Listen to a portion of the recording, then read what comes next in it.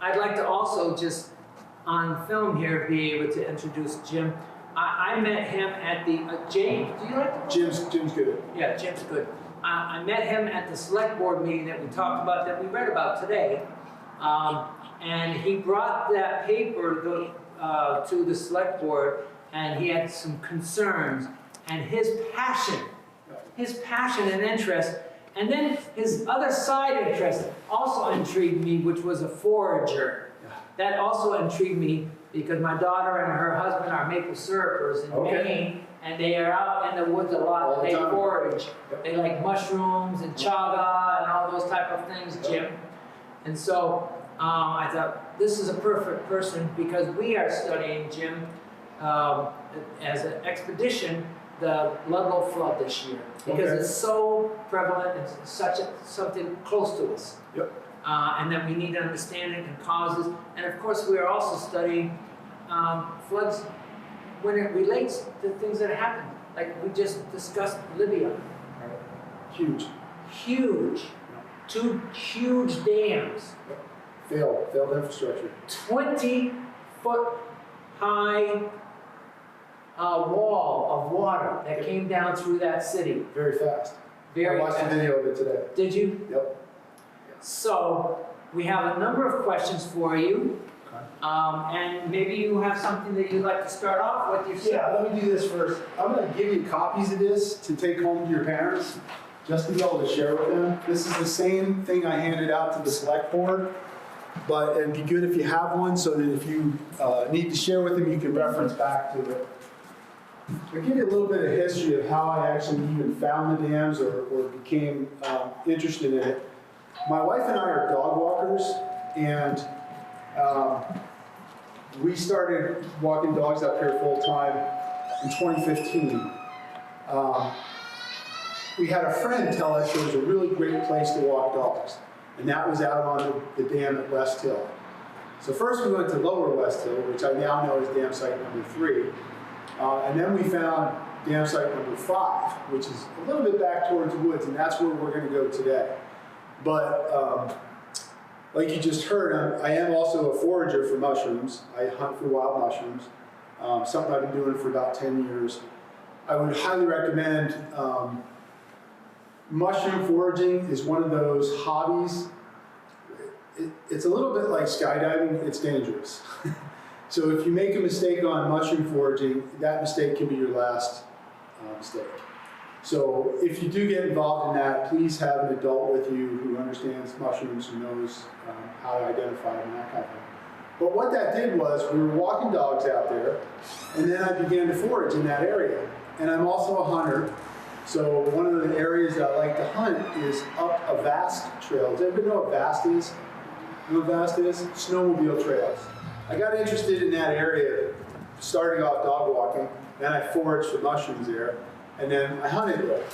And one of the things when you do when you're hiking and hunting is you travel to places and you like to hike and see things you haven't seen. So I went all the way up this hill that is a vast trail that eventually ends up on the backside of Okemo. But on the way there are 7 bridges.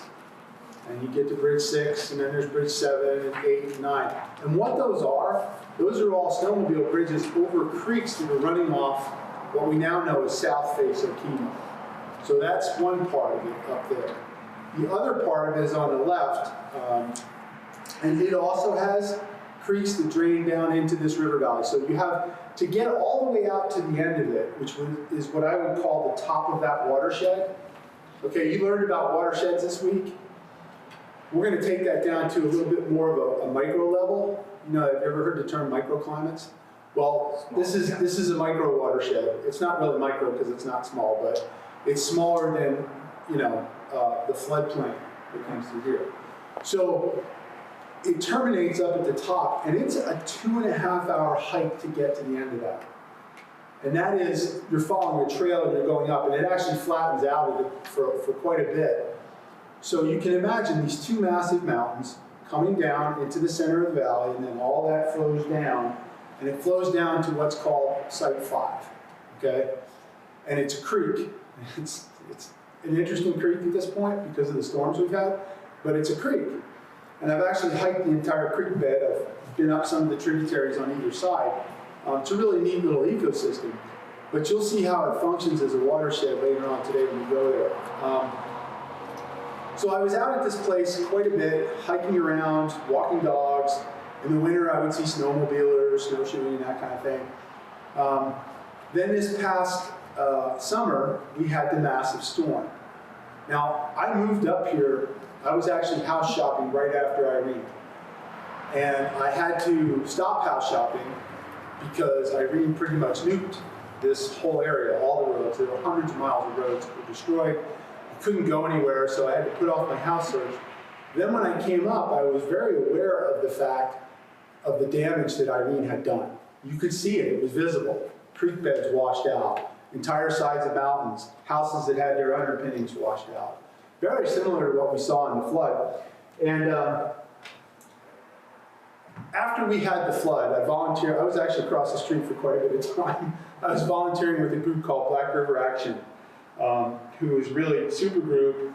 They volunteered, and they're interested in the rivers. Kelly and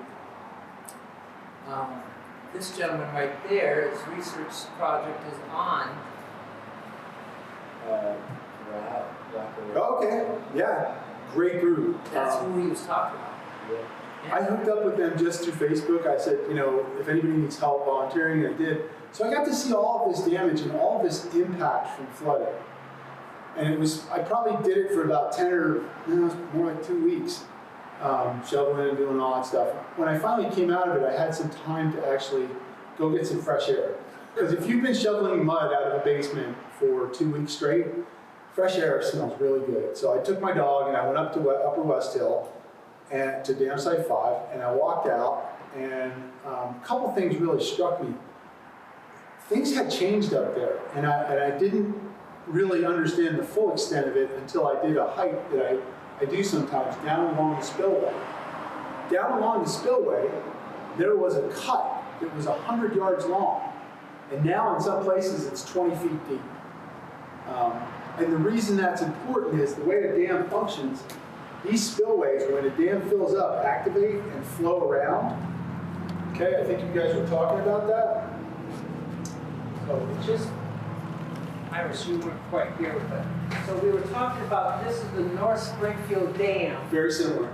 River, road that goes across, Yep. spillway over here to allow, if it gets too high, to go over there and down here as opposed to going across the top of the dam. Correct. And concrete though. Right, that's a concrete spillway. Concrete spillway as opposed to what you're talking about. These are earthen dams, okay? And all, it's just a nice way of saying it was dirt. It's made out of dirt and rocks. And some big rocks. You can see, if we go down along the cut, you'll see how it's eroded off and some of the bigger rocks are down there. But the function of the spillway is to act as an outlet, a drain. And the most important part of a spillway is that the surface maintains continuous, I don't know how you would describe it, but a continuous surface. Flatter surface. Right, so with earthen dams, they built them to have vegetation coming out, and that vegetation plays a really important role. It actually keeps the surface friction from building up too high.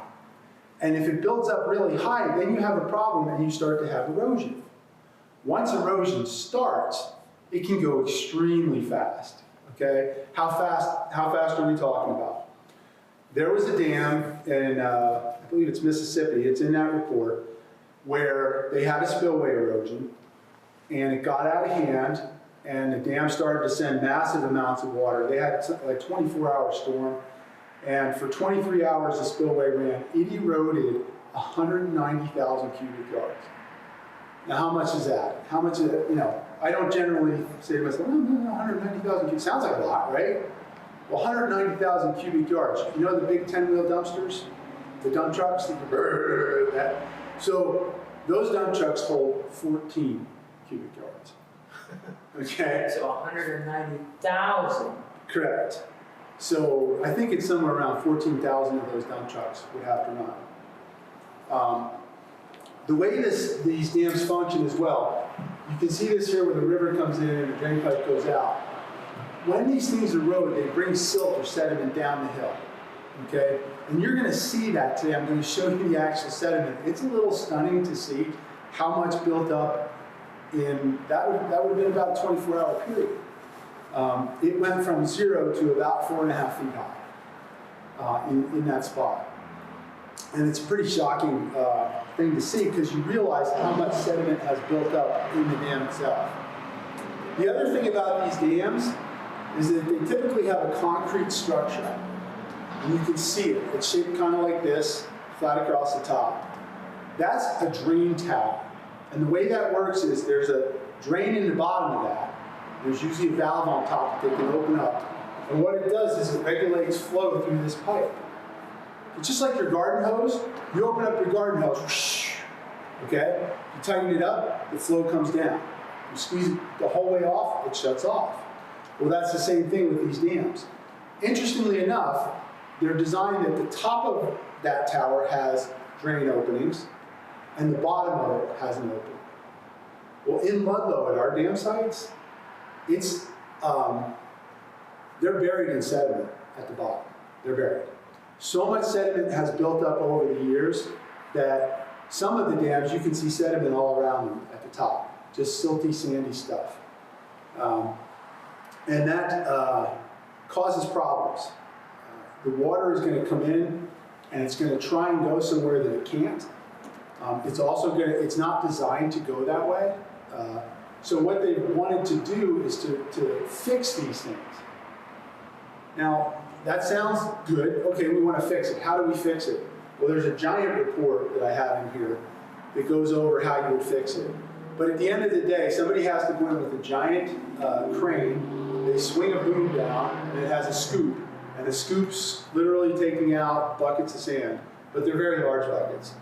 And before the storm, they estimated that Site 5 would need to have at least 1,000 dump trucks worth of stuff taken out.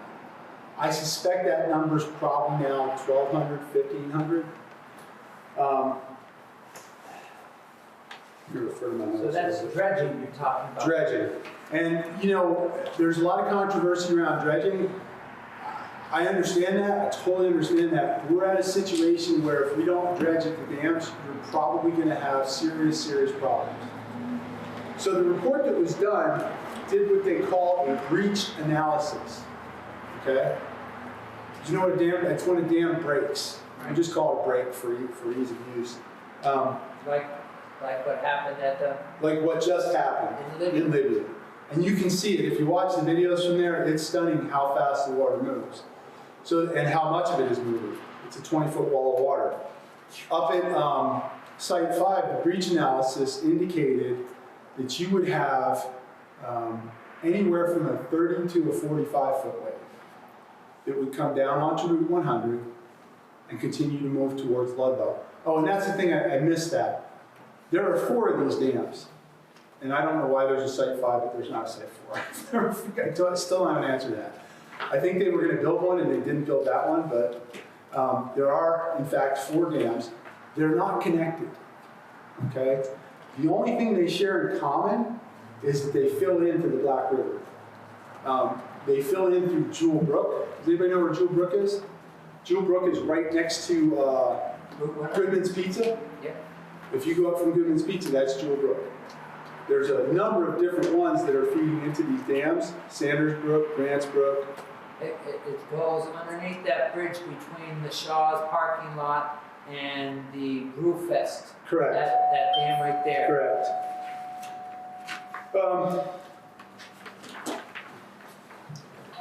So the breach that they use a computer model to make this breach happen. They say, okay, what if this happened? And they use a 500-year or a 1,000-year storm. On that note, actually I'm going to pass these around, but I need them back because I only have one copy of them. But this is actually a rainfall comparison of Irene and our last storm, okay? And this is from, I believe, NOAA data, but it shows you the rainfall amounts and where they went. And this is really common for Vermont. We've got the Green Mountains. Everybody knows we're a Green Mountain state, right? They run right up to the center, okay? Right up that purple line is the spine of the Green Mountains. And typically what happens is these systems come up, they hit that, and all the water is squeezed out. And it's squeezed out at an altitude of 3,000 or 4,000 feet. It hits the mountains, and it starts to come down into the streams.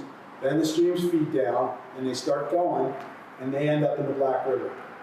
Okay, so these dams were built, I'll pass these around. These dams were built to prevent serious damage of flooding in Ludlow. Okay, that was the thought process. That's why they built them.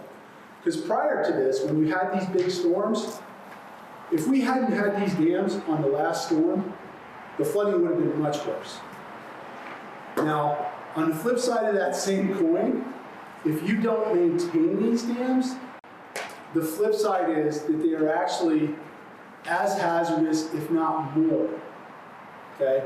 If a dam breached up there, you would have a 30 to 45 foot wall of water coming through. The flow rate is listed as 53,000 cubic feet per second. Okay? And that's a weird number. Who thinks about water in cubic feet per second? We think about it in gallons, right? Gallons of water. How many gallons is that? It's a 50-gallon jug. It's a 50-gallon barrel. It's a 200-gallon pool. Well, 53,000 cubic feet is almost 400,000 gallons a second. That's a lot of water. And it would get moving pretty fast. The estimate is that there would be flooding all the way to Springfield. And that's probably accurate, unfortunately, for us. Because we now have these dams, we own these dams, but we need to somehow find the money to fix them. Does anybody know how much money it will cost to fix all 4 dams? A lot. 40 million. 40 million bucks, and you can fix them all. Ludlow's end of that, the federal government has said, and I don't know if this is confirmed or not, but what we were told by the town is they've been approved, and Ludlow will need to pay $11 million of the 40. Okay? That's still a lot of money. When you think about the skate park that they built, $250,000. Okay? We're talking about $11 million. Thank you. So I don't know necessarily if there's a timeline on that. I don't know when they're going to get to it. What I know for sure is that the thing we're going to go see today, the cut in the spillway, that has to get fixed right away. And the reason I say that is that's what you call a defect. And does anybody have a driveway that washed out during a storm? Anybody?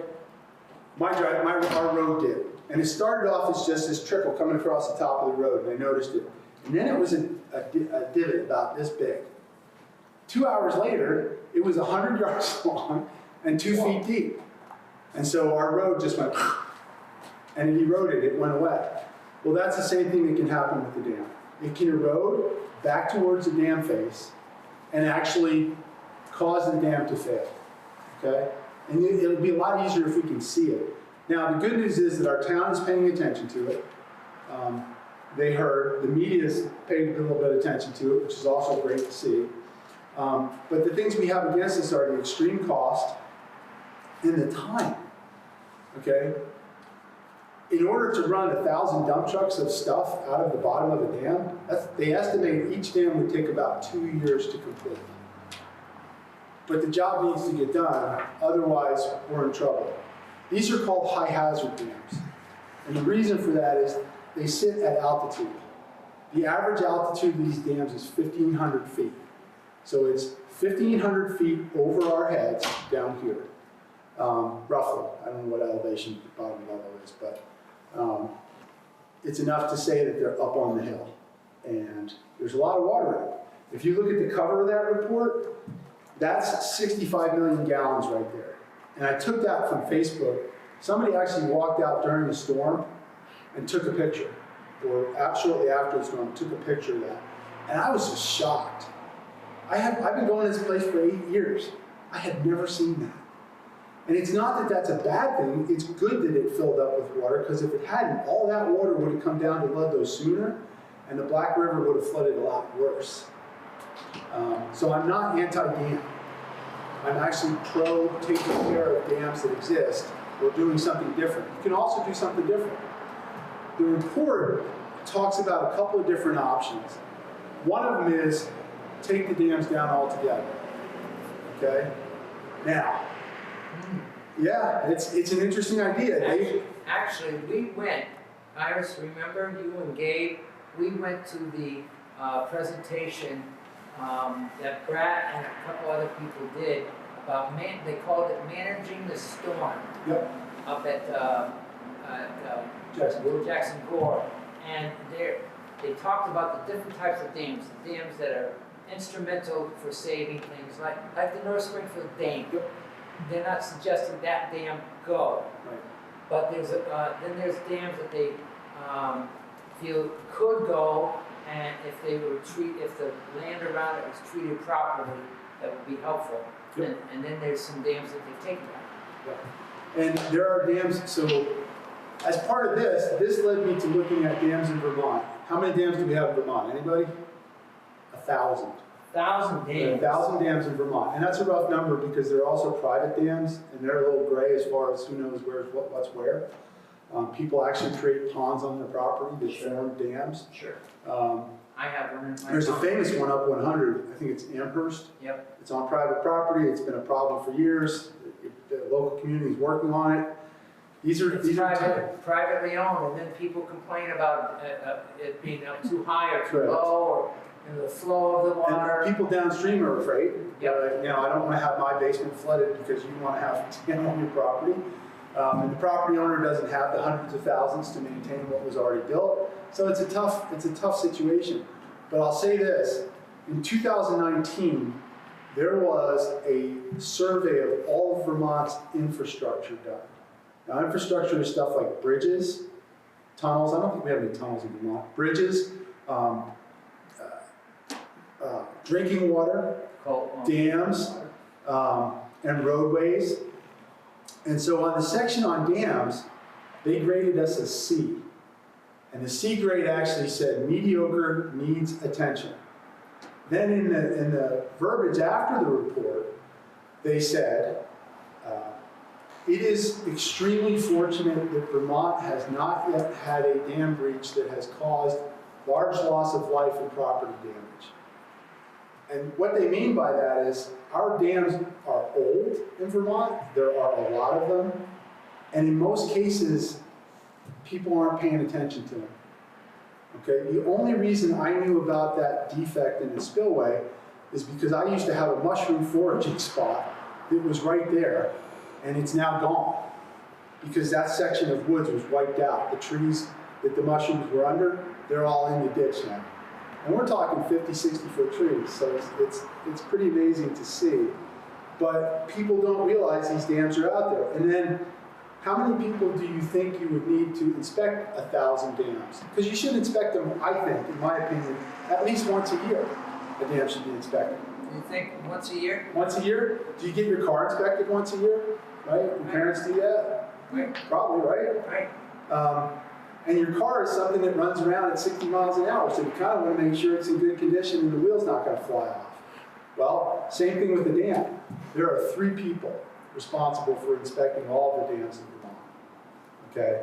So that's a huge task, because the other thing you'll find out, we're just going to go to one today, but they're big. They're big structures. And you have to get out, and to really know what's going on, you got to get out and walk them. You got to go up, you got to go down the face of the dam, you got to go on the downstream side of the dam. You should check the outflow pipe, the impact pool. How do you check the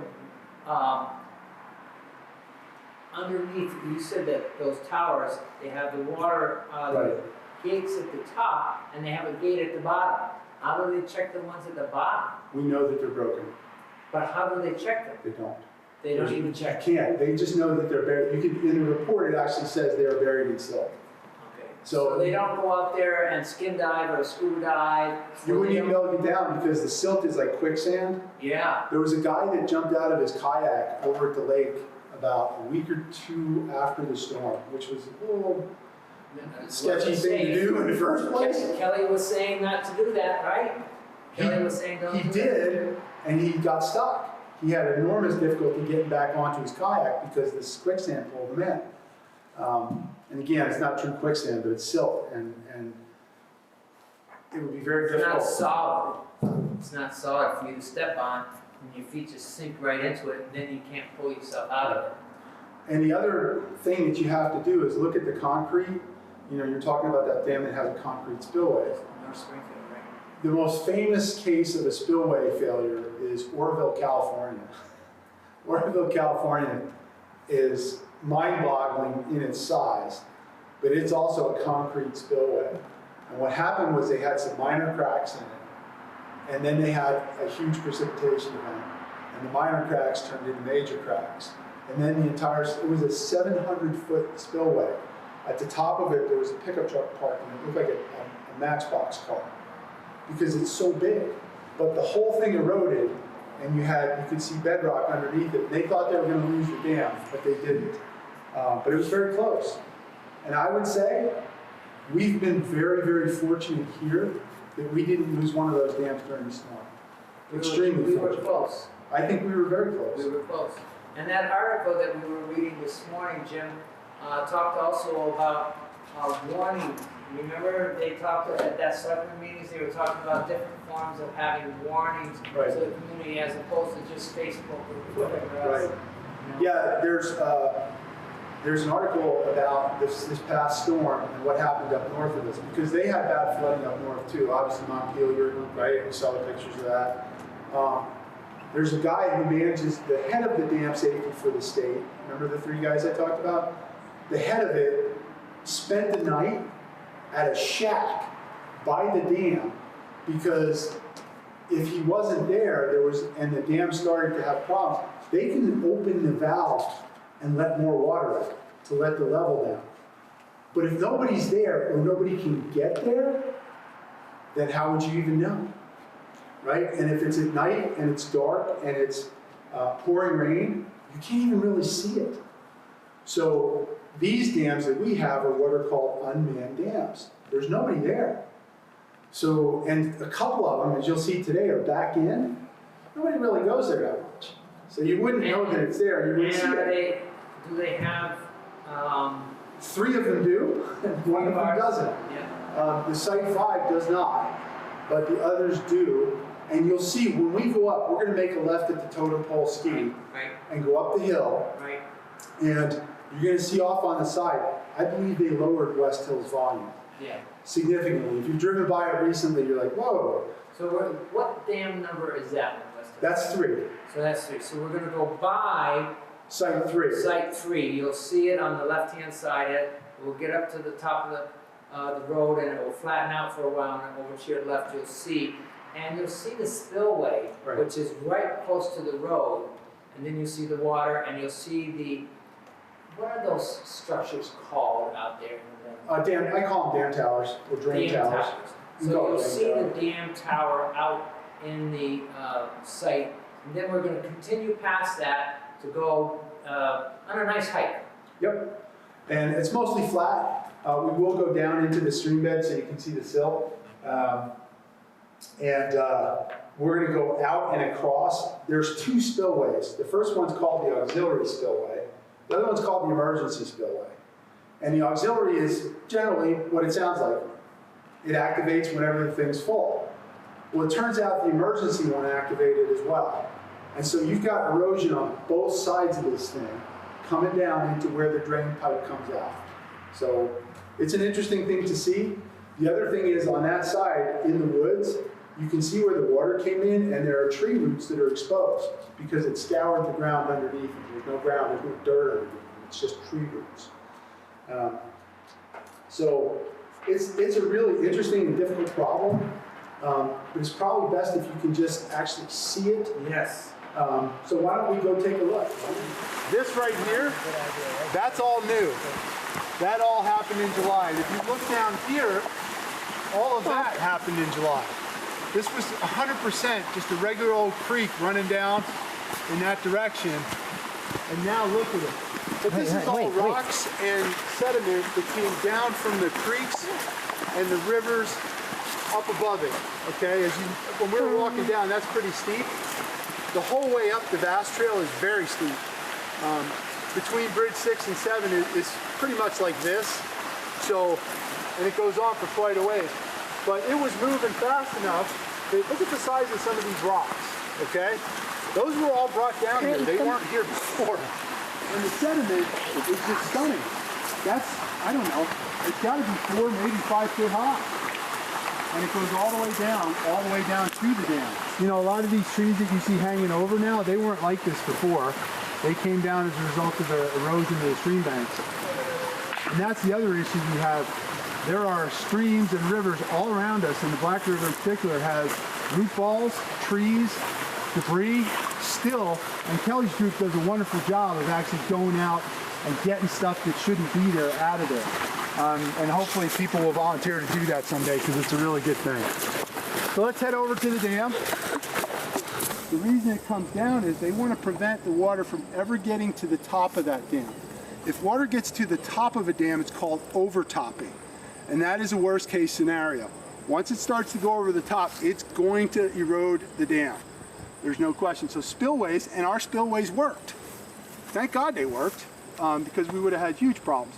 But they functioned, they worked, they did what they're supposed to do.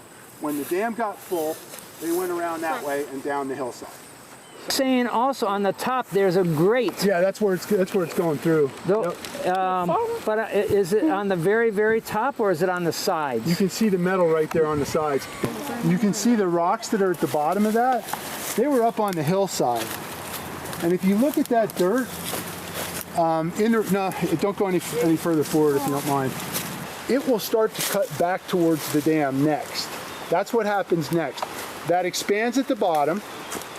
Okay, the first thing that happens is the vegetation got torn off the top. I don't know why, I don't know what happened. Maybe a tree hung up there or something, who knows. But the grass started to come off the top. And then it drops down violently. It's about probably 6 or 7 foot, right down, and there's a flat spot. And then it goes down like a staircase. And at the bottom, it starts to expand out. Eventually what will happen is that'll start back towards the dam face itself. Or you get enough material down in the bottom here that the flow gets backed up towards the dam. Then you're in quite a bit of trouble at that point because that will erode the dam face really quick.